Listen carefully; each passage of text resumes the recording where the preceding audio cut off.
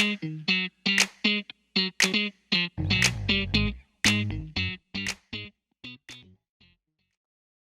is going on, everybody? We are back with another episode of Commercial Roofing Radio. We got an inventor in the house today. I think it might be the first inventor on the show, which is pretty exciting. Right, we got Chad Hedrick. He is the inventor of the Roof Rabbit, right? Which for those of you in commercial roofing, if you're doing coatings, it's a no-brainer. I'm sure we'll talk about it. Increase productivity, get rid of that back fatigue, spray more efficiently. It's lightweight, and it is made in America. He is also right in the heart, right in the heart of America. That's right. And he is also the host of the Roof Coating Life podcast, setting contractors up for success in the fluid applied roofing industry. So make sure you're checking out his podcast as well after this. He's giving marketing, sales methods, equipment acquisition, installation tips, anything that you're really going to need to know for the fundamentals, right, to be successful in the commercial roofing coating space. So, Chad, my friend, what is going on, dude? Thanks for joining me. I appreciate it. You bet. I appreciate it. This is, like I said, we talked about me being on the podcast. I'm not normally on this side. I'm normally on the other side trying to talk to other guys, not the one being interviewed. So this is a little different for me. But life's good. Life's good and busy. Yeah, what's crazy actually is for the Start Build Grow show, I interviewed you. I don't know if you remember this. It was maybe 2 or 3 years ago now. It was probably 2 years ago. Yeah. Yeah, so that's crazy, man. And I've honestly been following your journey ever since. So, Chad, of course, I just got off of your podcast, and you were dropping some knowledge. And I mean, like, man, I was getting super excited. Some of the stuff you're talking about, coatings and everything like that. How did you get into the roofing space first off, and then we'll kind of go from there? Actually, ironically, it's kind of a fluke, but I actually was a civil engineer, and I was actually designing the ADA accessible elevators for all the county courthouses in the state of Missouri. Well, in those old buildings, you got 3- and 4-story buildings. Most of them were 3-story buildings. Well, that third floor was always weird. It could be a 6-foot height. It might be 10 foot. You just didn't know what the height was, depending on how they used it. They just didn't design them to be like really efficient. So a lot of times they were short, and we would blow through the roof to put the shaft for the elevator in, and you might get into EPDM, mod bit, metal, old built up, coal tar. You didn't know what the heck you were going to get into when you dove into these buildings, because some of them were, 1800s, not early 1900s. Well, we had to come up with something as an engineering firm that could kind of be a cure-all, that at least could get a building in the dry, so the contractor doing it until the funds were available, if it wasn't there originally, to do either a re-roof or a final, basically permanent solution. And so here, as an engineer, I'm looking at this spec book that's like 4 inches thick, and I'm just scrolling through there, and I see this product, and it talks about fluid applied with a fabric reinforcement. I'm like, wait a second. So I start looking at all the things it can go over, and I'm like, hey, you just named all the things that I've got to go over as a potential, substrate. So we started speccing this product. Fast forward almost 2 years, the company I was working for got a little behind on payroll taxes, unbeknownst to any employees. And the next thing you know is they're 7 paychecks late. So it's kind of hard to get up and go to work every day when the guy still owes you for the last 6 paychecks. Mm-hmm. So I started looking at other avenues, and I ended up going to work for a contractor installing, building commercial bridges that I had actually helped also in the engineering firm design. So that kind of was going, well, that lasted about a month, and I ripped a back muscle on a concrete, like a 500-yard concrete pour. So I was laid up, had this torn back, and just as a few weeks into it, I went to a trade show just to get out of the house. I just couldn't stand it. And I came across a guy with a booth that had commercial coatings there, and got to talking to him, and he's like, hey, he kind of mentored me and said, hey, I'd be willing to help get you set up. And I'm 25, or at that time, about 25, single, had nothing to tie me down. So I'm like, hey, this looks like something I can do on nights and weekends. And that, that's kind of I'll make a little extra money. Well, that was the fall of 2002 or 2001, sorry, or 2000 range. And I started that. I made more money in about 14 days than what the engineering firm owed me for 6 paychecks. And I'm not the most brilliant, but I was like, wait a second. Deer season's coming up really soon. So you're telling me I just made enough money compared to last like 3 months of work. I know where this is going. So 25 single, playing 150 softball games a year. I was living life, making way more money than I ever should have. And so I decided right then and there, I think I can do this. And so that's what started me. And I've done nothing but fluid applied systems for the last 22 years. And so I'm guessing when it came to inventing the roof rabbit, was that basically you just solving your own problems then when you've been in the business? Yeah, that was. So honestly, it was only about 3 or 4 years into business we landed this big 1,200 square SSR, and we was up there. Me and my brother was up there, and we got to looking at it, and we're like, well, you'd code an area, and you'd swear no matter how good you held that wand and walked it, you're like, we got the backside of those ribs, we're good. You come back the next morning, and it looked like, it looked like a blind man that had one leg sprayed it because there's light spots and everything. It's like, and we swore that we done a good job. We've been spraying for years. It's like, dadgum, how do we? So I was joking with my brother. I was like, you know what? I'm going to run over to Home Depot and I'm going to build a cart that sprays both sides. And he was like, yeah, whatever. You talk about all this junk you're going to do and you never do it. He said, basically what you're saying is you're going to leave me here to spray while you go out and sit in the air-conditioned truck. And I'm like, no, I'm going to do it. So I went and I bought every piece of aluminum Lowe's and Home Depot had, every spray tip I could find. And we went home and grabbed the TIG welder and just started welding up this Frankenstein version. And we took it up and we sprayed that roof in 4 days, the two of us, and didn't have to go back and hit but maybe a dozen light spots. And, I was like, wait a second. That like literally cut what we would have done in half, if not more. And then thankfully we got it done because right after we got done, we had some weather come in. It was late in the fall. We didn't get to coat for like the next 8 or 10 days. So, we finished our job and got paid when if we'd have been doing it the traditional way, that'd have turned into a 3-4 week longer process because of weather and stuff. So, we kept it. Next 2 or 3 years, we used it on a couple, 500,000 square feet. I don't know. But it was big, bulky, heavy as heck. And the guys just got sick and tired of cleaning and messing with it. Well, it kind of got thrown in the trailer and ended up going in the back of the shop. Well, fast forward about 15 years, and we had a big recoat on a spray foam job. And at that time, like I said, I was doing a lot of training for manufacturers, and I had like 6-7 contractors come to this job. And they're all, learning some coating stuff. And I pulled this out for top coat, and they're like, the heck is that? I'm like, don't even look at that. That's just my little toy.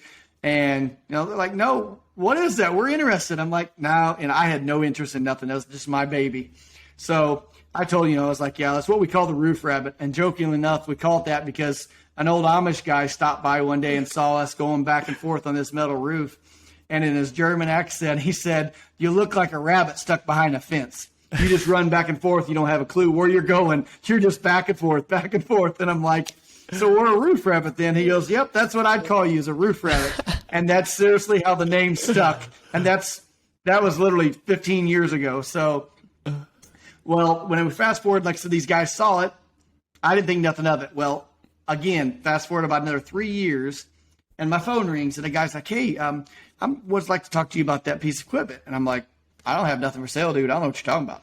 And he's like, well, he said some spray cart. I'm like, no, I don't have nothing for sale. In 2-3 days, I got 6 calls out of the blue. From nobody, have no clue where they came from. And I started tracking this down. Well, come to find out, one of the guys that was there, this is back, like I said, flip phone days. One of the guys there had taken a little 10-second video of us using this old generic one we had. And it somehow got onto somebody's right page and just started getting shared. And I had all these guys calling. So the wife's like, hey, why don't you see what it takes to, recreate it? I'm like, no, I'm not worried about it. Well, she won. And I spent the next 3 days looking around, finding out manufacturers and what we could do. We got version 1 out and kind of had it tested for a little bit. And we've done a lot of changes where it's foldable and collapsible and adjustable and all this stuff. And it can be recreated down to the degree because of all the jigs that we have made. And literally that was kind of our little, we was like, I don't know if somebody will buy them or not, but we kind of done a little pre-sale, and we sold a couple dozen before I even had them built. I'm like, okay, now this is getting real. And so now here we are 3 years into it, and it's basically replaced my entire roofing business. We've kind of taken our roofing business and almost dropped it to nothing. And it's kind of our future, basically. It's what are looking forward to. Well, congratulations, man. Yeah, you can just hear the passion and excitement in your voice too. So that's always really cool to see. So what was the hardest part of inventing a product or marketing the product? I mean, that entire process. What do you think was like the biggest challenges? The patent process is because this is easy explained. It's called the U.S. Patent Trademark Office. So that means it's a government entity. It means it takes some time to do anything. We're still waiting on a response for one of our claims, and I'm 36 months into it. Mm-hmm.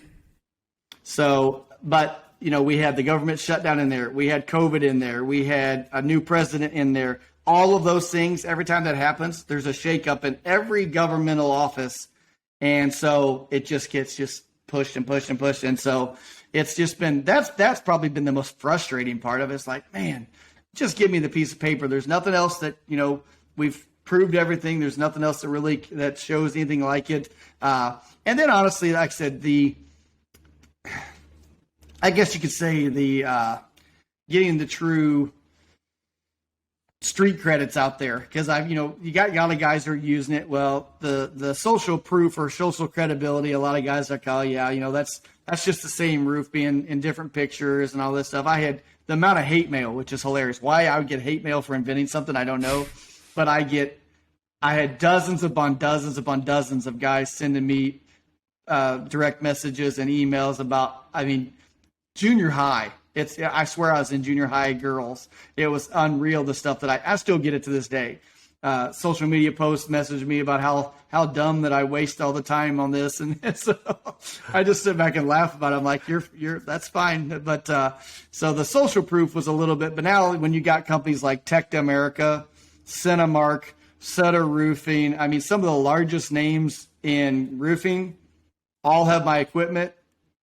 I kind of just sit back and I just let those guys say what they want. I just sit on the other side and laugh about it. I'm like, that's fine. You just think what you want. That's a pretty cool feeling, though, right? When some of the biggest, most successful companies in the country are utilizing a tool that you invented, especially if you've been in the industry for so long, too. Now, I got to ask, right. Why? You talk to contractors, and we touched on this on your podcast, but what's the deal with some guys where they don't give the fluid applied roofing space any credit or even give it as a chance as a potential solution? What's the deal there? Well, the biggest issue, it's kind of a double-edged sword.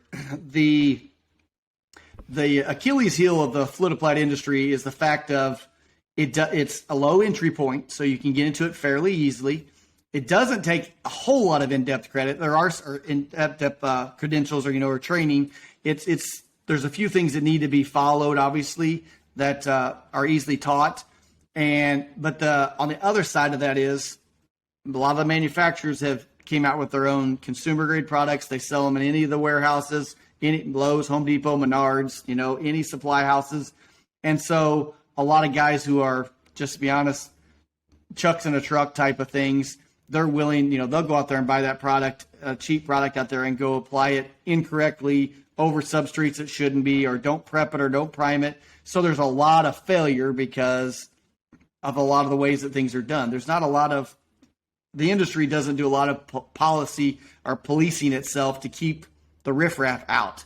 So it's kind of been a double-edged sword. As the industry is growing, I see more of it coming out of manufacturers saying, hey, we're not just selling to everybody. Yes, we may have a product in a warehouse or in a supply house that is there, but the supply house is required to do a little more due diligence and not just sell it to anybody that walks off the street. And so because of, now the reason why I see it getting a lot more is because you got GAF, Carlisle, Firestone, all these companies that are single ply companies, Duralast, even Fibertite. I mean, all of this IB, they all now have their own version of coatings because we can't get single ply. So they're like, we're going to miss out on a lot of sales unless we can keep our contractors happy. So now they all of a sudden have coatings and, oh, wait a second, it's not as bad as we used to say it was because guys are now making money off of it. But that is the biggest issue, I think, is truly, and I do see things in the future. I'll do a little foreshadowing for you. There is a few things in the future that are really going to help the whole industry as a whole unite on some credibility, some education, some certification, and those types of things as an industry as a whole, and allow the manufacturers to do what they're supposed to do, and that's make product, make quality product, and then let basically a trade association really train and really do the job that we need as an industry because it's a valid industry. I mean, as I told you when we were talking, I got roofs that are 20 years old, never been recoated, and I can't even get them to let me recoat it. They're like, why? It doesn't leak and it looks fine. Why would we pay you to come recoat it? I'm like, well, your warranty's like 5 years out. Sure you don't want to recoat it? Yeah. Because we'd like to have the easy job of recoat. We already done the hard work, dude. Let us recoat it. But they're looking at me like, no, not yet. It might be in a couple of years. Like, dang it, come on. No, that's cool. So there's, like I said, there's a difference between coatings and a fluid applied roofing system. Well, okay, let's say this too then. So let's say that I'm a commercial roofing contractor that's not quite yet using anything with fluid applied roofing, right? Just not involved in the space. And I'm interested now. What's kind of like my next step? So how should I view that as a tool or a solution that I can offer for my clients? Well, one thing that fluid applied brings to the table is you have the ability with just a couple products to literally go in and do a service or repair system on just about any substrate out there. I mean, I don't care if you give me my bit, TPO, EPDM, PVC, CPSE, any of your single plies, metal, whether, whatever profile it is, just about any substrate, I can go in with a proper cleaner and a proper primer if needed and a fluid applied and do a repair just about any day of the week. I mean, if it is, even if it's pouring down rain, we have products that we can actually apply during the middle of the rain underwater and they will adhere perfectly fine. So we have the ability to, and it's not an asphalt base, which, the asphalt base is a problem with those is a lot of times the oils leach out of them and they dry and they crack. These are going to stay flexible. So that gives you a huge entryway when it comes to service and repairs. Then you turn around and when you go to do these R&Rs, you built those relationships or you've already got those relationships and you go to somebody and they say, hey, we've got this, 800 square building and we're having some roof issues and we know the building's getting this old. We're really looking at, and let's say it's a metal roof and they're like, we don't really need any insulation because we're fine there, but we are starting to have leaks and we really need to do something. Well, you can go under two options. You go in there with a quality fluid applied system and give them a 15, 20-year option, or you can go with a layover with insulation and TPO and all that. Well, you've done a couple things. With this fluid applied, we're still at one roof system. It's not classified as a second roof system because we don't have the weight. So that gives you an option there that's also going to be lower cost, and you're going to have just as, if not higher, margins on the fluid applied as you are on a single ply. You have less liability because you're not doing a tear off or you're not doing any type, you're not putting a couple 100,000 penetrations into, screws into a roof. You don't, and then you don't automatically set that building up. Let's say if a hailstorm comes through the next spring, if you put a single ply over that, they're done. They got to take the single ply off and they're going to take the metal off. Yes, I know guys are going to be like, oh, well, that's what insurance pays me for. Well, I understand that, but let's be honest, that sucks. I don't care if you make money at it or not. Tearing off a single ply off of a metal roof to turn around and put a metal roof back on, and if insurance even paid for it, a single ply back over that ain't no fun. No. Now, if you would have put a single or a fluid applied on that, then they come in if they get a hailstorm. Well, then you have two options. You can turn around and do another fluid applied over that. Yes, there is the aesthetics damage or some dents, Or now they can actually do a single ply over that. You have that option. But if you do it up the front, they're done. And so you have that ability of that, along with it gives that kind of good, better, best option with your building owner. You give them an option that, hey, we can give you another 10, 15, 20 years right here with a flood applied, very, very low, destruction or any type of interruption with your building. And then we can come over here and do this. It's our Cadillac system of, put a 60 or 80 mil TPO and all that over there with more insulation. So it gives you an option. I've had guys the guys that we've consulted with, when they've incorporated giving a flood applied option on every roof my mind, a flood applied should go on every roof. And I stop. That is suitable. Not every roof is suitable. I would say maybe 60% of the jobs that we come across are actually suitable for a flood applied. That's the problem with the industry also is a lot of these reps, a lot of these guys promote, if it stands still, coat it. What is the rule? What is the rule, would you say? What's the right fit? Well, I mean, the biggest issue is actually going through and actually doing a, truly classify that roof and say, does it meet? Does it have good drainage? What kind of repairs have been done on it already? Has it already been tried to be limped along for 10 years and it's just trying to revive a dead horse? Do we have any type of saturation? Because if you put a single ply over, you might be able to do some venting and get a little bit of moisture out. If you have any water and you put a flood applied over it, it's done. If you put a silicone, you're going to cause blistering or you're going to drive moisture down and cause the deck to disappear. If you put acrylics on and you have any moisture, then you're going to turn around and watch it completely disbond and come off. And then, of course, the flood applied is going to get the bad name when it had nothing to do with it. It just used incorrectly. I mean, that's like using a Ferrari to plow a field. Yeah, it's got a lot of horsepower and four wheels, and it might be able to pull a farming implement, but that ain't the right job for the right tool for the job. And so that is the biggest issue is looking at doing pool tests, making sure we can get good adhesion, doing an infrared scan, make sure we don't have moisture. There's a lot of different steps that can go in, making sure that is actually a suitable roof for a flood applied. And like I said, roughly 60% of our jobs are actually suitable. The rest of them, I just have to tell people that's not suitable for a coating, or that building's not suitable for anything but a complete tear off. No. So then, do you actually do the training too? So do you actually provide consulting on some of this stuff on how to implement this in your business, or is that not really part of what you do?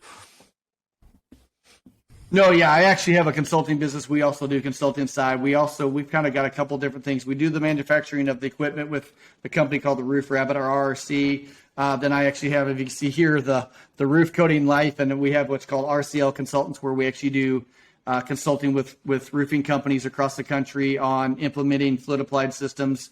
We're finishing out the build out of a kind of an online training portal, and then we're also we are manufacturer's rep for multiple different manufacturers. So if a guy says, hey, I need some silicone, or what do I need? And I say, hey, a silicone would be your best bet. And then we help them on everything from pricing to implement. And then I also have inside my consulting, I have an entire network of contractors, being that I've been in the business for 20 years, and this is all we've ever done. So I have connections all over the U.S., and literally typically within 24 to 48 hours, I can have a contractor that if a guy says, hey, I got 200 squares in Nashville, I can make 2 phone calls and have it set up for a guy ready to install it for them, and they still make a profit. The sub does a quality job. They're held liable because they know they went through me.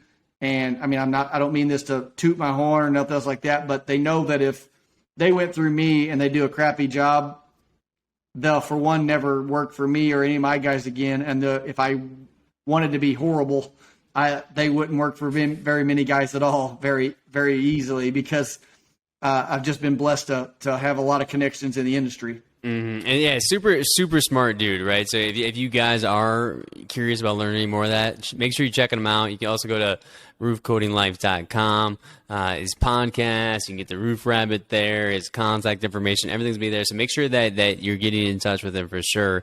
I mean, do you have any biases or tips on like what what product lines or anything like that you're really confident in, or you're not really pick? I'm known to be very, very outspoken on some of that. Actually, I am one strictly because I've had such success with acrylics.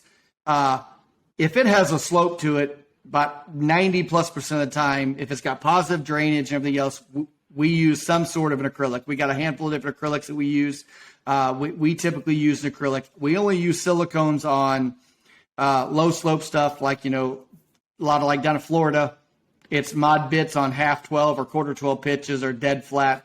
You can't use acrylic there. You have to use a silicone or a urethane / or a polyurea. We use a couple of different ones there, but so yeah, we're probably 80% acrylic on anything that has slope, and those other 20% of things, like, because geography also comes into it. I'm not going to tell a guy in the port of Houston or down in in Miami or thing that, hey, you should use acrylic because it's sloped. Well, he might only get 4 hours in a day before he gets a rain, and if he does that, he may lose product. So we have to look at geography, and everything else also is an issue. So we work on that, is another thing that we do. But outside of that, I mean, that's one of the things, is just knowing the roofing systems, knowing what's out there, and knowing what really suits where they're at. Same thing with spraying. I've got some roofs that would have been awesome for acrylic, but there's absolutely no way would we spray it. So we end up doing a rolling system or a cart system with a silicone, because putting it on, it was more efficient to do it that way, because rolling acrylics doesn't work really well on like metal roofs or nothing like that. It's just the viscosity and everything else. You can't keep consistent mill thickness rolling acrylics unless you add about 10 to 15% extra to go over. So that is a rough thing there.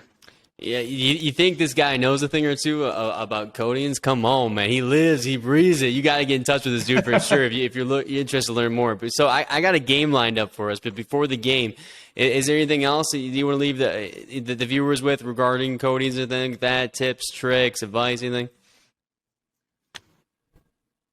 Just the one thing is be careful on exactly some of the claims that either manufacturers, reps, or other contractors are out there, because it is a viable system if used as an actual system. There is no cure-all. Anybody says this is the best is, just to be honest, is probably wet behind the ears in the industry, because there is no one thing that's the best. Like I just said, geography, type of roofing system, rooftop traffic, location of, wherever. There's a lot of things that come into play, and picking the best system is something that takes a little bit of experience. And so that's one thing, is make sure the guys you're working with have at least put some boots on the ground, and have, for one, put their neck on the line at one point in time. Some of the best reps are successful contractors. I've seen a lot of reps that were like, hey, I used to be a contractor. Well, you find out they done it for like 3 years and they quit because they weren't very good at it. So only reason I went from the contracting to the consulting side is because I'm 20 plus years into it, and my body just don't want to do it no more. I'm getting old. I don't know, man. I think you got soft on me once you became an inventor, man. Not joking. Well, that did not hurt. I promise. That is for sure. My knees don't hurt near as much making calls as they do climbing a ladder. You're telling me, this is weird. This is that true. This was your opportunity to take a stab at the marketing guy that sits behind a computer, 8, 9, 10 hours a day. You know what I mean? Yeah. See, but I couldn't do that either. I can't. I don't mind it some now, but I can't do it as much as I thought I'd love that. I was like, oh yeah, I'm too much of as I joke with my wife, I'm too much of a redneck. I got to get outside. I got to get up there and smell it a little bit. Get some coatings on me every once in a while. Oh, I love it, man. Well, hey, I appreciate you joining me. We got the next segment of the game is going to be Who Wants to Be a Roofing Millionaire?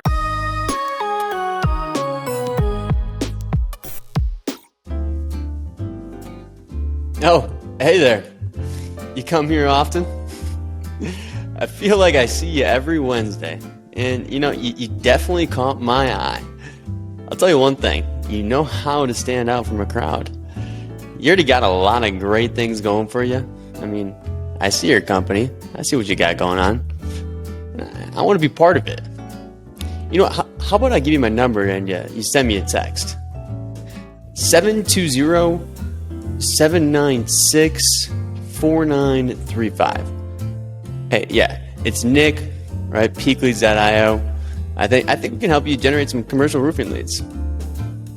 Looking forward to chatting. Talk soon.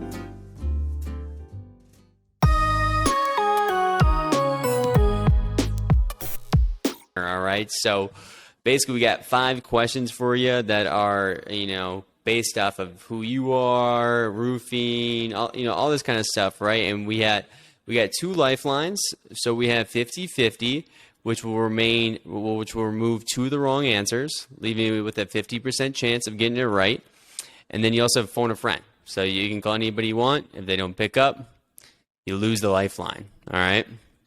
So the first one is you're the roof coating king, right? Roof coatings in general has grown drastically in popularity over the years. How much do you think the estimated market size for roof coatings in the U.S. is this year? Is it 4.5 for 2022? Mm-hmm. 4.5 billion. Okay. So we got A, 4.5 billion, B, 600 million, C, 2.5 billion, or D, 100 million. In America or total U.S. across? U.S. Depends on who you ask, but oh yeah, it depends on who you follow. But the coatings industry is definitely in the $1 billion industry. Mm-hmm. So I would go with the A. That is correct. $4.5 billion. Unbelievable. That sounds like a great opportunity. All right.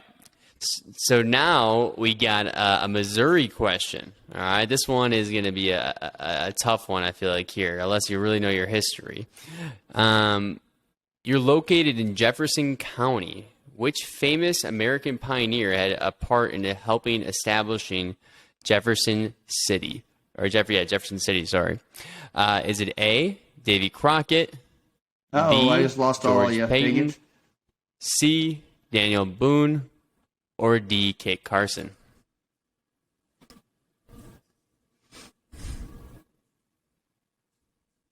Are you there? Oh, did I lose you for a sec? I'll mark that one.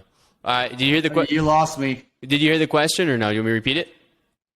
I just heard something about Jefferson City's all I heard. Yeah. So I'll ask the question again. All right. So for this question, we got some Missouri trivia.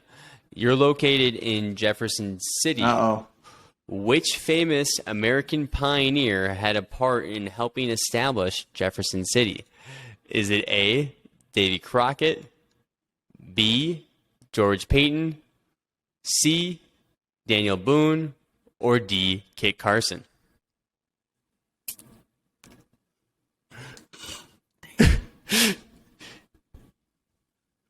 Our signal's hoary. I heard Payton on the second one, Davy Crockett, Payton, and then I haven't heard the last 2. All right, so we have. It keeps telling me that that Nick's Wi-Fi signal is. Oh, really? All right. Well, it's all having it's all good. We'll just redo it again. I'm sorry about that. So then we have the 4 answers are A, Davy Crockett, B, George Payton, C, Daniel Boone, or D, Kit Carson. Oh man, I was an implant to Jeff City, so let me think about this one. I just went to college there, so man, that's one. I know 2 of the names sound dang familiar, but what was the Peyton's first name? Let's see here. It was George. George Payton, man. That sounds for some weird reason like I know that I've heard that name in Jeff City, but I'm an implant, so I might be in trouble here. I'm gonna go with Payton. Let's see here. I may just lost it all. Well, the correct answer is actually C, Daniel Boone. So, unfortunately, Daniel Boone. It's Daniel, but that's okay. That was It's okay because we keep the game going. We're here just for a good time, right? So, we got the next question. We're going back to commercial roofing. All right, what is the most commonly installed type of roof? Is it A, EPDM, B, TPO, C, SPF, or D, built-up roofs? It would be TPO currently. According to Danae, who makes it, she's saying EPDM. She said is the most commonly installed. I don't know if that's correct. Do you think that's incorrect? I would. I'd have to throw a question up on that one. Really? So we might have to go back to the drawing board on that one. You're saying, hey, Danae may have me proven wrong, but I would have definitely said TPO. Well, you know what? I'll look up to and I'll make sure that we get confirmation on that to make sure. Okay, so for our next question here, we're going back to St. Louis here. We're going back to Missouri, all right? So the Gateway Arch in St. Louis, Missouri, how many feet tall is the arch? Is it A, 350 feet, B, 920 feet, C, 840 feet, or D, 630 feet? Pretty sure it's D. Let's see here. That is correct. The arch is 630 feet. My man, we got one more question. All right. So here, I'll throw a kink back. I'll throw one back at you. How wide is it? I have no idea. How wide is it? 630 feet. Oh, is it? There you go. That makes sense. That's why it's an arch. Yes. Eh? It's a true parabolic. It does not look it from the ground, but It is actually the same width as it is high. Wow, that's crazy. I actually did not know that. All right. So this is the last question. All right. So I don't know if you're a hockey fan, but you got Stanley Cup winners in your backyard, right? The St. Louis Blues won their first cup in Game 7 in 2019. Who'd they beat, and what was the score? Was it the A, Blackhawks 3-1, B, Bruins 4-1, C, Lightning 4-1, or D, Avalanche 3-1? The bad thing is the first two I know are I'm not a big hockey fan, but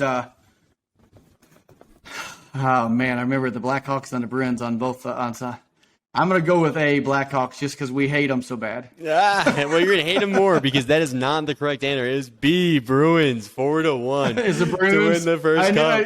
It was one of the two. I was like, dang it. Well, hey, my man. I couldn't remember if it was the Blackhawk or the Bruins. Hey, I'm going to have Danae reach out to you and get you a shirt here. So if you could do me a favor, what does this bad boy say here? Look at there. What do you got here? What do you got? There you go. I like big roofs. That's awesome. Hey, come on, say the full thing for me. Come on, say it with some attitude. Say it with some attitude. Let's see what you got. I like big roofs and I cannot lie. I like big roofs and I cannot lie.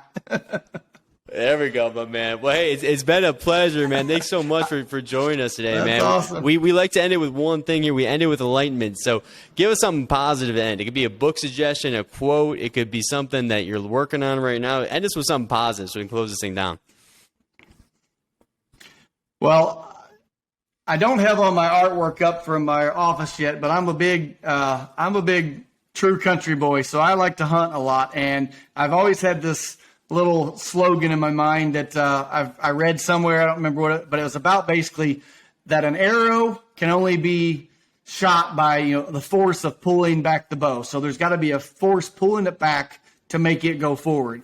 So it really fits with life about when you got the life resistance and things seeming to just constantly pull you back, that to always remember that if you just hold on long enough and you keep your aim, that you're always going to be propelled into something great. So that's something that as a redneck hunter, I always thought that was a pretty cool, that if I stuck with things long enough, no matter what was fighting me, no matter what, all the resistance that you had to get through, if you keep focus, keep your aim on the targets you're after, and if you stick with it long enough, all those forces are going to end up propelling you into something great.